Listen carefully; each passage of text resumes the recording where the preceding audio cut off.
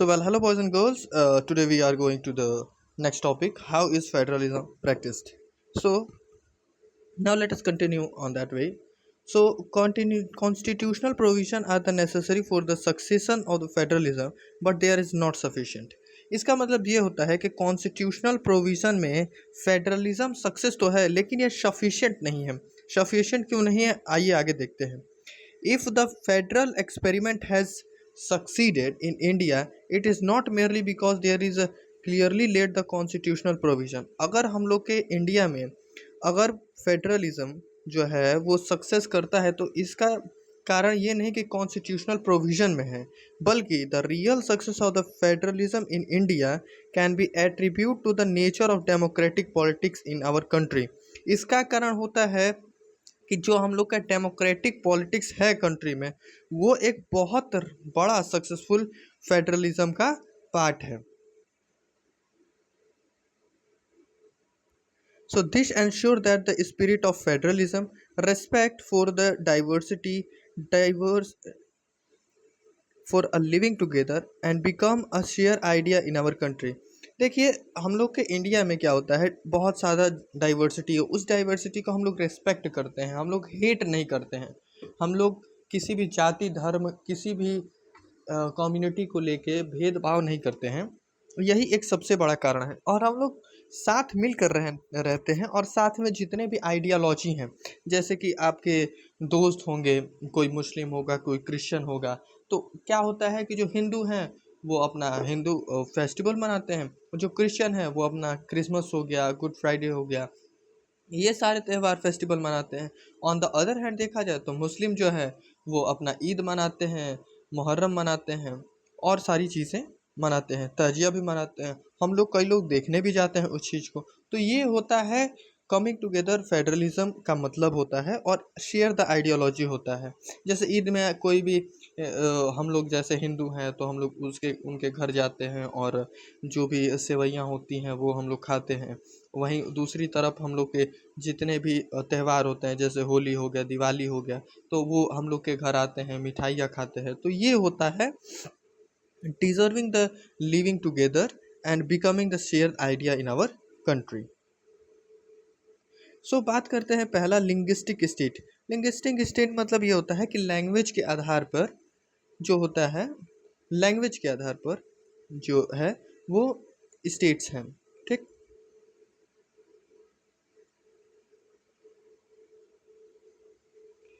The creation of the linguistic state was the first and a major test for the democratic country in our country।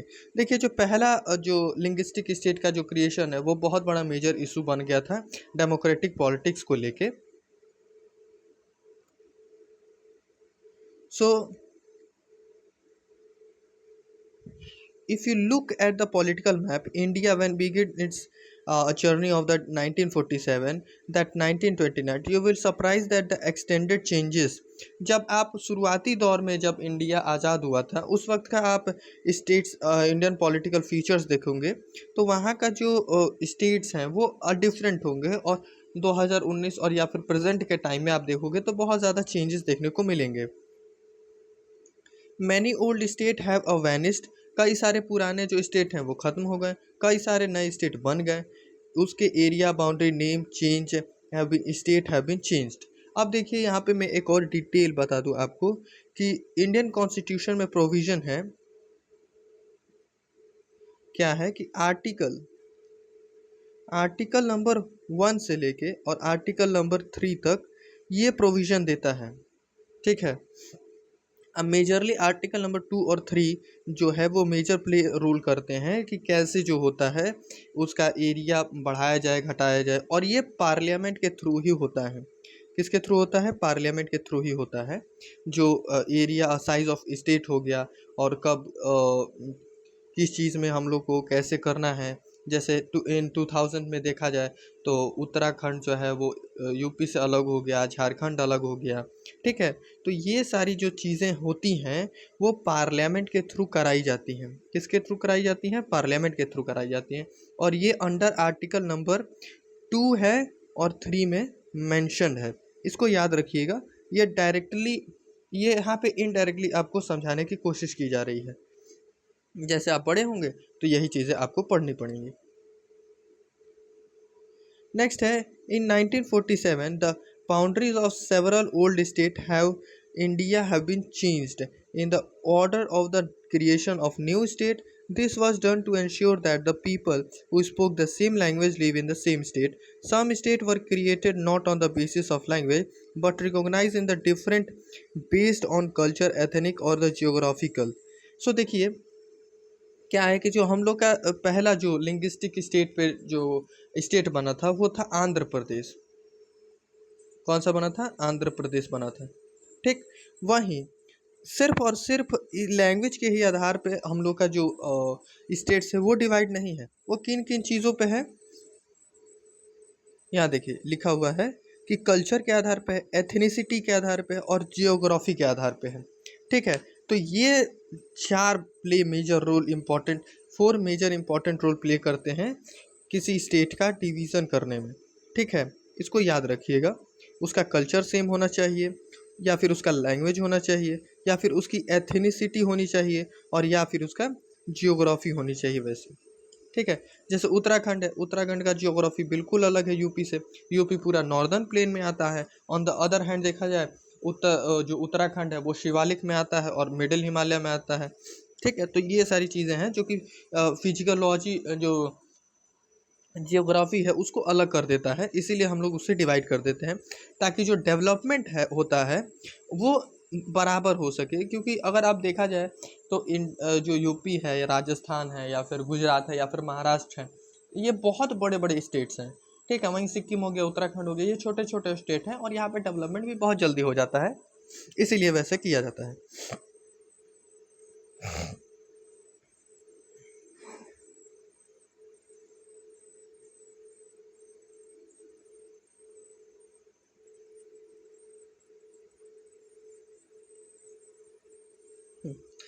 When the demand for the formation of state on the basis of language were right, some national leader fear would be led to disintegration of the country.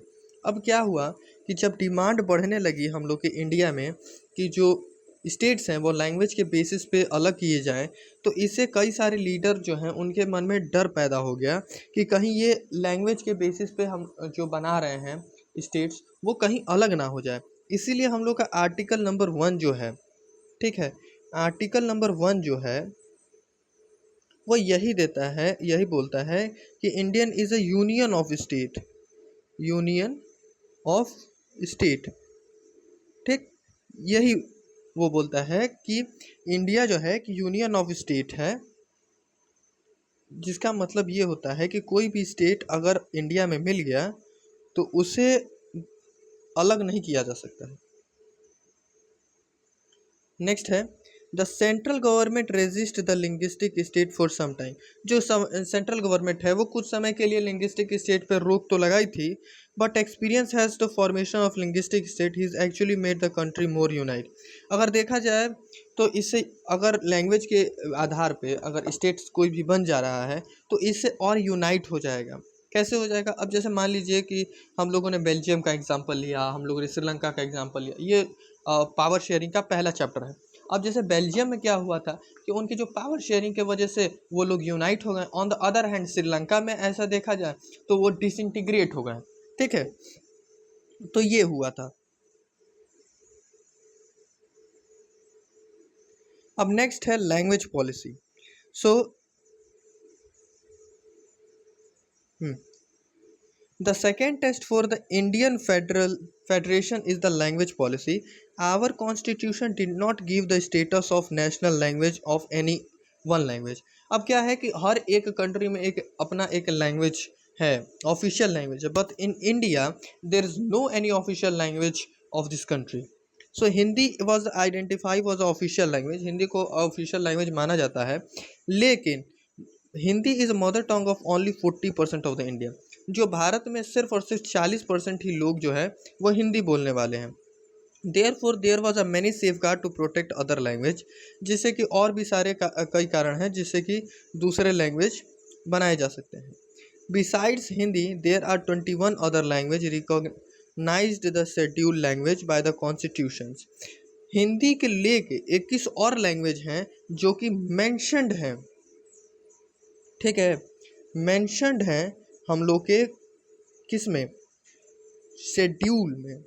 Schedule कौन से में, schedule 8 में। अब total जो schedule हैं Indian constitution में वो कितने हैं, 12 हैं, ठीक है।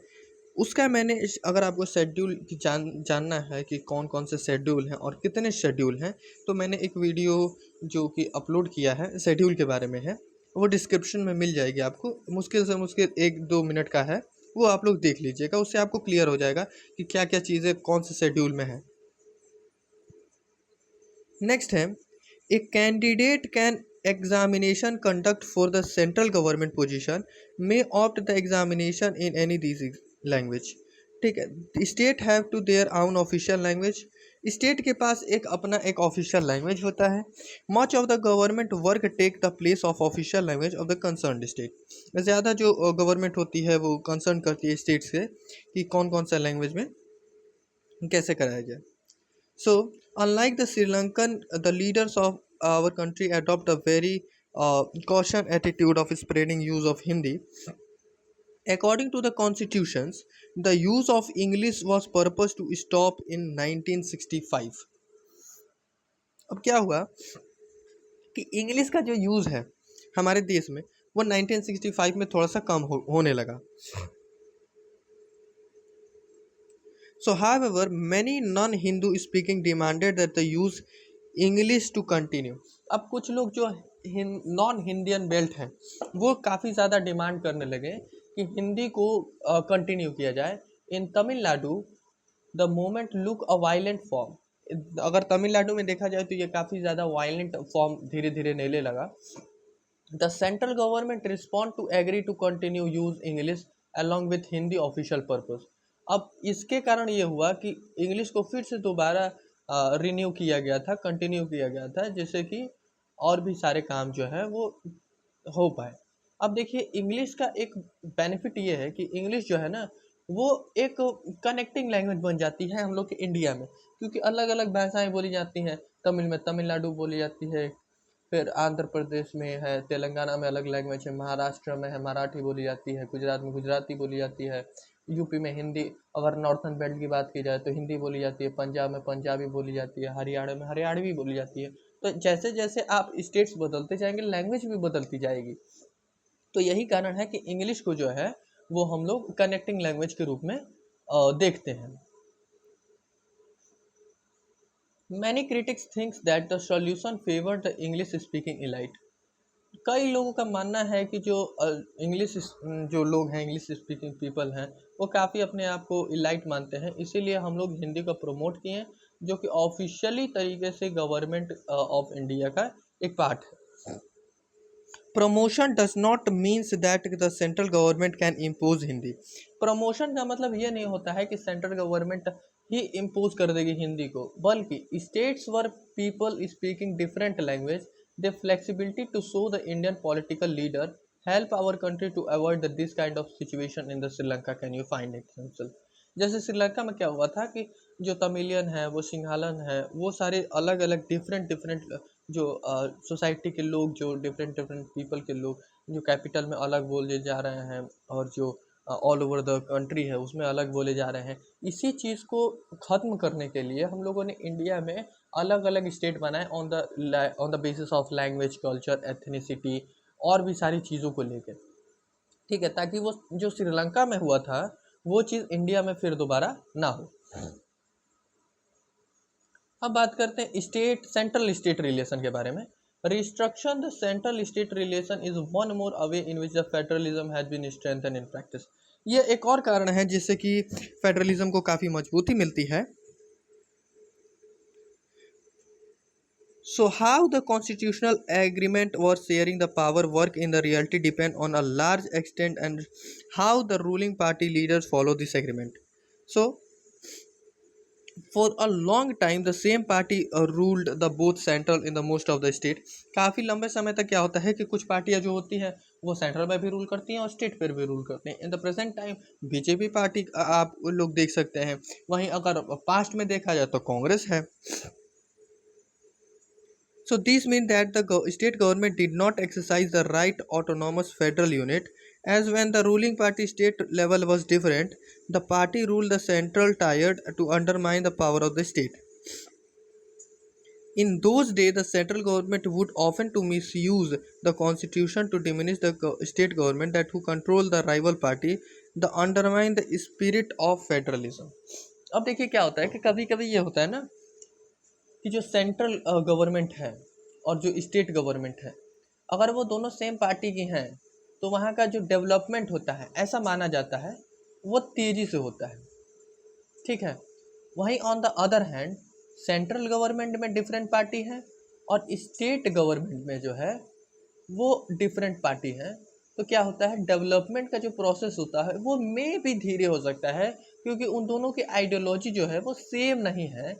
इसके वजह से क्या होता है कॉन्फ्लिक्ट्स बढ़ जाते हैं और इसीलिए जो स्टेट्स और सेंट्रल के जो सब्जेक्ट्स हैं वो अलग अलग रखे गए हैं और कुछ सब्जेक्ट्स जो हैं वो सेम रखे गए हैं, जिससे कि काफ़ी ज़्यादा सेंट्रल को पावर मिली हुई है कि सेंट्रल की बात मानी जाएगी अगर सेंट्रल और स्टेट के बीच में जो कॉन्फ्लिक्ट होते हैं वो अगर हुए तो। ऑन द अदर हैंड देखा जाए तो स्टेट्स के अलग सब्जेक्ट हैं और वहीं सेंट्रल के अलग सब्जेक्ट हैं और कॉन्करेंट के लिए दोनों के लिए वो अपना एक प्रोसीजर होता है जो कि फॉलो किए जाते हैं अगर कॉन्फ्लिक्ट हुआ तो। So all this changes significantly after the 1990s, ये सारे चेंजेस जो हैं वो 1990 के बाद हुए। This period saw the rise of regional political party in many state of the country. अब क्या हुआ आफ्टर इंडिपेंडेंस ऑफ इंडिया कि कांग्रेस पार्टी रूल कर रही थी, लेकिन 1990 के बाद क्या हुआ कि जितने भी रीजनल पॉलिटिकल पार्टी हैं, regional political party in the sense ये उत्तर प्रदेश में देख लिया जाए तो समाजवादी पार्टी है, ठीक है, बीएसपी है, बिहार में देख लिया जाए तो लालू जी की पार्टी है और नीतीश जी की पार्टी है, ठीक है। और अगर सेंट्रल पे देखा जाए तो there are two major party जिसको आप कांग्रेस और बीजेपी मानते हैं, ठीक है। तो जो रीजनल पार्टी है वो क्या की कि 1990s के बाद जीतना शुरू की और इन्होंने शुरुआत में ही लिखा हुआ है कि regional party in the wait a second, हाँ, this era was also the beginning of the coalition government. अब ये लोग क्या किए कि जब रीजनल पार्टी धीरे धीरे जीतना शुरू की तो इसके वजह से क्या हुआ कि कोई भी पार्टी मेजॉरिटी में नहीं आ पा रही थी, जिसके वजह से वो सेंट्रल में अपना वो रूल कर सके। तो इसीलिए उन सब ने क्या किया कि कोलिएशन गवर्नमेंट का फॉर्मेशन किया। कोलिएशन गवर्नमेंट मैंने पहले ही बता दिया है कि कई सारी पार्टियां मिलकर अपना एक गवर्नमेंट बनाती है, गवर्नमेंट का फॉर्मेशन करते हैं, उसी को कोलिएशन गवर्नमेंट कहते हैं, ठीक। Next at the central level, since no single party got the clear majority in the Lok Sabha, the majority national party to enter the alliances with the many party including the several form to central government, जो कि मैंने अभी बताया है आपको वही चीज़ें हैं।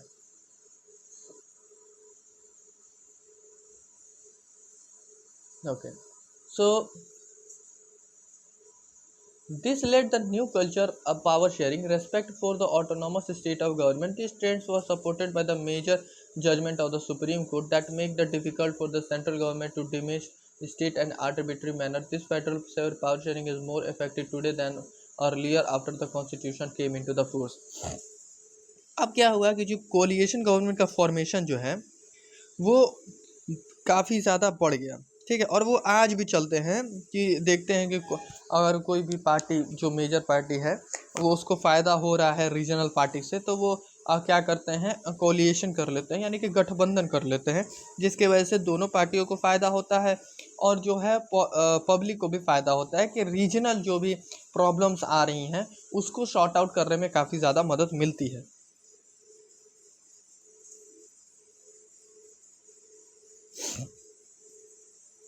अब बात करते हैं डिसेंट्रलाइजेशन इन इंडिया।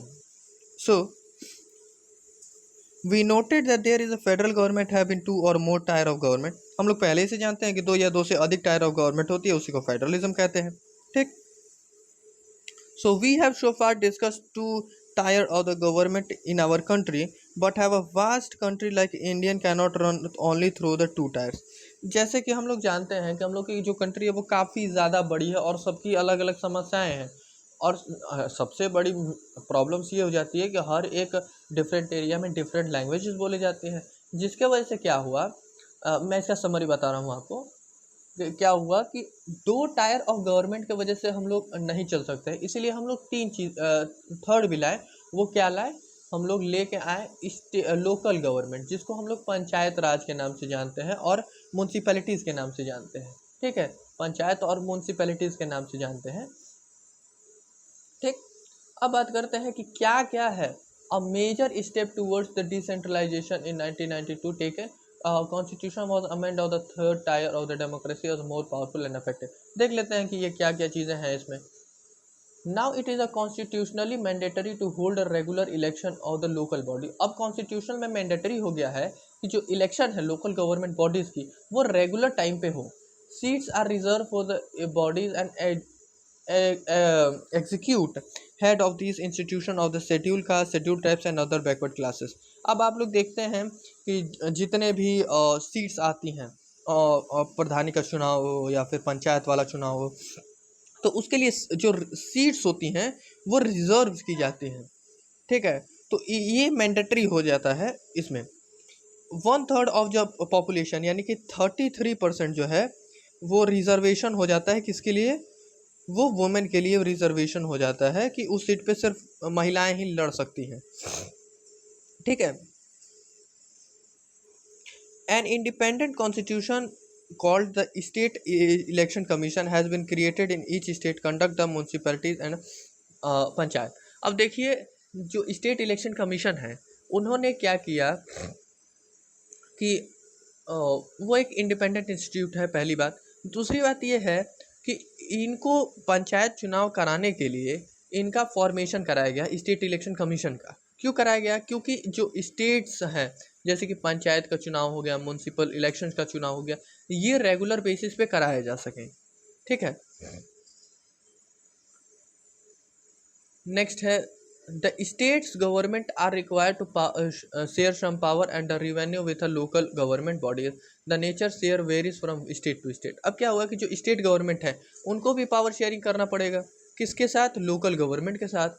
क्यों क्यों करना पड़ेगा, सबसे पहली बात यह है क्योंकि जो देखिए जो लोकल गवर्नमेंट बॉडीज़ हैं वो रीजनल हैं। रीजनल इन द सेंस कि जो समस्याएं वो लोग खुद सॉल्व कर सकती हैं वो कोई और नहीं कर सकता है, इसीलिए हम लोग इसे लोकल बॉडीज के नाम से भी जानते हैं। Rural local government is popular known as the name of panchayati raj. Each village और the group of village in some state have been gram panchayat. This council of consist of the several ward members are called panch. जो ward member होते हैं उसी को हम लोग पंच कहते हैं एंड द प्रेसिडेंट को हम लोग सरपंच बोलते हैं। So they are directly elected by the adult population living the ward or the village। ये लोग डायरेक्टली इलेक्ट किए जाते हैं किसके थ्रू, एडल्ट पॉपुलेशन लिविंग के थ्रू और वार्ड और विलेज मेंबर के through. It is a decision make body on the entire village। The panchayat work under the overall supervision of the gram sabha। All voters in the village it members it also meet it twice। ये जो होते हैं हर साल 2 से 3 बार ये लोग मिलते हैं। ठीक है, जो भी अपनी समस्याएं होती हैं, उनका बजट, उनका कैसे करना है, उनका परफॉर्मेंस, वो सारे के सारे डिस्कशन उसी बैठ के मीटिंग में किया जाता है। The local government structure goes right up to district level. अब लोकल गवर्नमेंट का जो अपर लेवल ऑफ पार्ट होता है वो डिस्ट्रिक्ट लेवल पे होता है। Gram panchayat group together to form the usually called the panchayat samiti. जो भी ग्राम पंचायत के लोग जो आपस में मिल के एक ग्रुप बनाते हैं तो उसको हम लोग क्या कहते हैं, पंचायत समिति कहते हैं, या ब्लॉक कहते हैं, या मंडल कहते हैं। आपका भी ब्लॉक होगा, आपका भी मंडल होगा, आपका भी पंचायत समिति होगा, ये जानकारी जरूर रखिएगा आप लोग।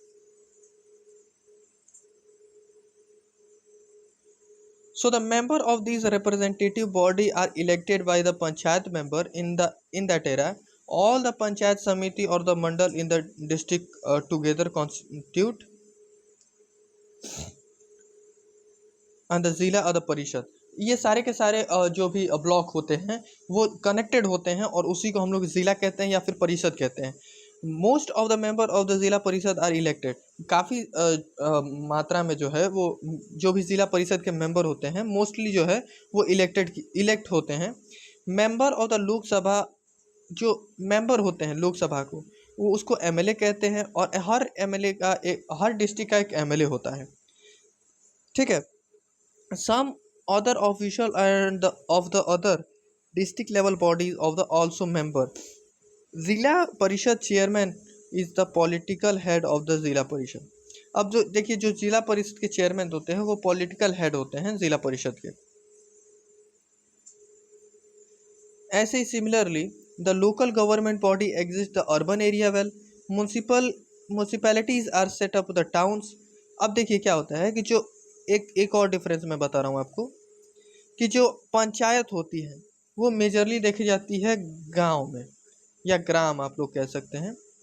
ठीक है। वहीं म्यूनसिपैलिटीज जो होती है वो टाउन में होती है या फिर सिटीज़ में होती है, बिग सिटीज़ में।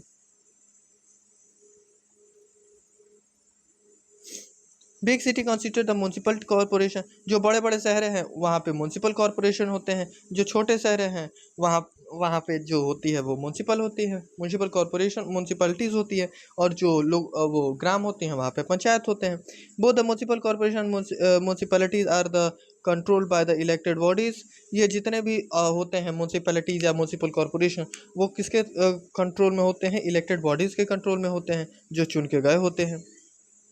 Consist of the people represented in the municipal chairperson and the political head of the municipalities, and the municipalities corporation such as called the mayor।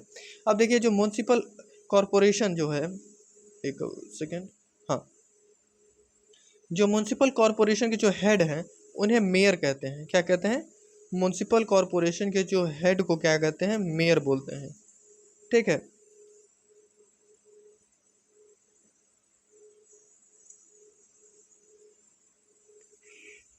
Okay, next है, this new system local government bodies is a large experiment conducted in many area in the world. There are now about the 36 lakh elected representative in the panchayat. ये data याद रखिएगा, इसको लिखने में काफ़ी ज़्यादा मदद मिलेगी कि 36 लाख इलेक्टेड मेंबर हैं पंचायत में और म्यूनसिपलिटीज़ में। All over the country, this number has been bigger than the population. Many countries of the world constituted the status of local government help to depend on the democracy in our country. It also increase the women representative and voice in our democracy. At the same time, there are many difficulties. While the election held in the regular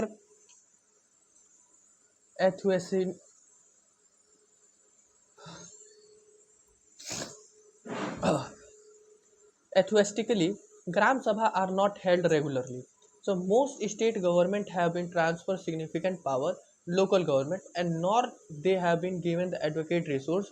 We are still along and realizing the idea of the self government. अब देखिए इस paragraph में क्या बता रहा है, मैं आपको मोटे मोटे तौर पे बता दे रहा हूँ कि देखिए, जो स्टेट गवर्नमेंट है वो लोकल गवर्नमेंट को फंड देती है।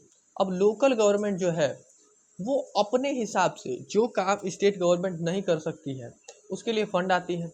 इसके लिए भी एक सब्जेक्ट्स बने हुए हैं, subjects in the sense list बनी होती है कि इन इन चीज़ों पे आप लोग काम कर सकते हैं।